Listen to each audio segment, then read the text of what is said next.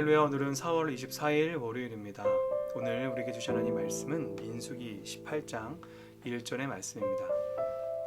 여호와께서 아론에게 이르시되 너와 내 아들들과 내 조상의 가문은 성소에 대한 죄를 함께 담당할 것이요 너와 내 아들들은 너희의 제사장 직분에 대한 죄를 함께 담당할 것이니라. 아멘. 오늘 본문인 민수기 18장은 제사장과 레위인의 직무와 그들이 받을 몫에 대해서 말씀하고 있습니다. 이 본문은 16장에서부터 이어지는 그 고라의 반역 사건과도 연결됩니다. 이 반역 사건으로 인해서 수많은 사람들이 죽게 되었고, 특별히 이 제사장의 직분을 탐냈던 고라와 250명의 지도자들은 성막 앞에서 여호와께로부터 나온 불에 타 죽게 되는 사건이 있었죠. 그리고 하나님께서는 이 아론의 지팡이를 통해서 오직 아론과 그의 아들들만 이 제사장 직분을 수행할 수 있다고 확증하셨습니다.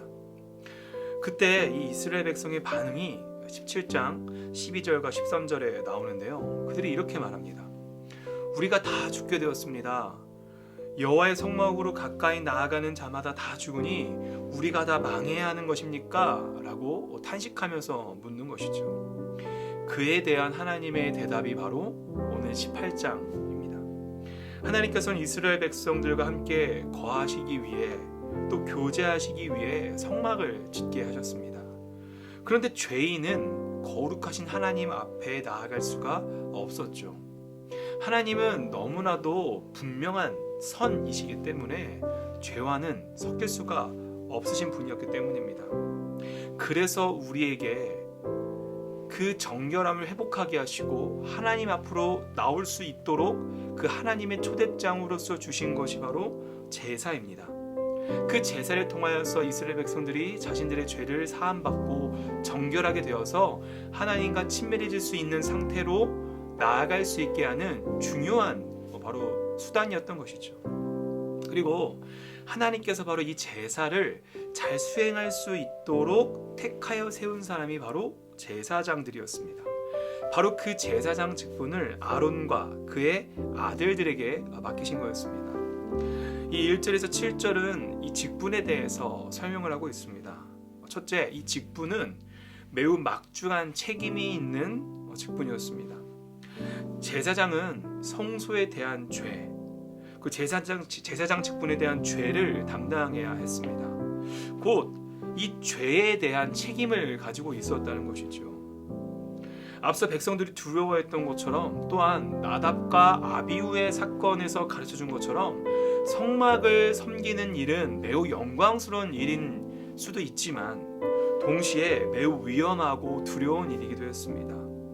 왜냐하면 죄를 담당하는 것이었기 때문에 자칫 이 죄에 대해서 하나님 앞에 정결한 마음을 가져 나아가지 않는다면 아무리 제사장이라 할지라도 하나님 앞에 죽임을 당할 수 있었기 때문입니다. 두 번째, 이 직분을 잘 감당하기 위해서는 동역자가 필요했습니다. 하나님께서는 이 레위인들을 제사장들을 돕는 동역자로 붙여주셨는데요. 레위인은 제사장들을 도와 성막을 섬기지만 제사장만이 할 수 있는 직무, 예컨대 제사를 드린다거나 성소에 들어가 기물을 만지는 일만큼은 철저하게 금지되었습니다. 무슨 말이냐면 협력하되 하나님께서 각자에게 맡겨주신 직무에 대해선 충성해야 했던 것입니다. 이렇게 제사장과 레위인들이 각자의 직무를 잘 수행할 때 여호와의 진노가 다시는 이스라엘 자손에게 미치지 아니할 것이라고 오늘 성경은 말하고 있습니다. 이처럼 제사장 직분, 그 레위인들, 이들은 보기에 매우 화려해 보이고 매우 특권 계층 같아 보이지만 동시에 많은 부담을 짊어지고 있는 이들이었습니다. 그리고 세 번째로 이 직무를 잘 감당할 수 있도록 하나님께서 선물을 주시는데요. 곧 그들을 돕는 레위인이 하나님의 선물이고 제사장의 직분 자체도 하나님의 선물이었습니다. 자격이 있어서 그들이 제사장으로 쓰임 받은 것이 아니었습니다. 그들이 남들보다도 잘났기 때문에 더 깨끗했기 때문에 제사장으로 택함 받은 것이 아니라 전적인 하나님의 은혜로서 자격이 없지만 하나님의 선물로 주어진 것이 바로 제사장과 레위인의 직분이었습니다. 이 직분은 성막의 봉사를 잘 수행하여 백성들이 거룩하신 하나님과 함께 살며 교제할 수 있도록 하나님께서 베푸신 은혜인 것이지요.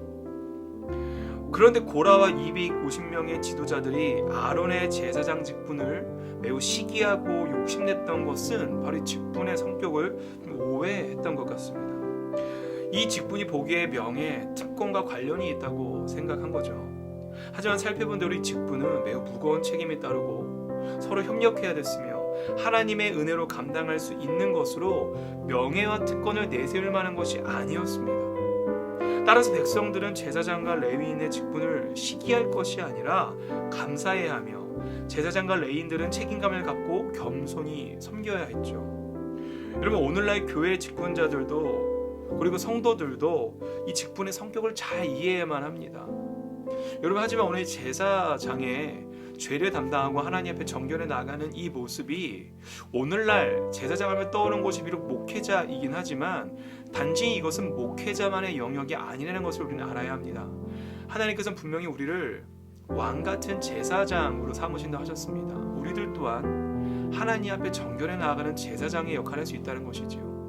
단순히 어떤 회중으로서의 머무는 것이 아니라 바로 그 제사장의 마음을 가지고 하나님 앞에 정결함으로 나아가고 또한 누군가가 더욱더 하나님 앞에 정결하게 나아갈 수 있도록 다리 놓는 사람이 될 수 있도록 우리는 계속해서 성숙해질 수 있도록 나아가야 하는 것입니다.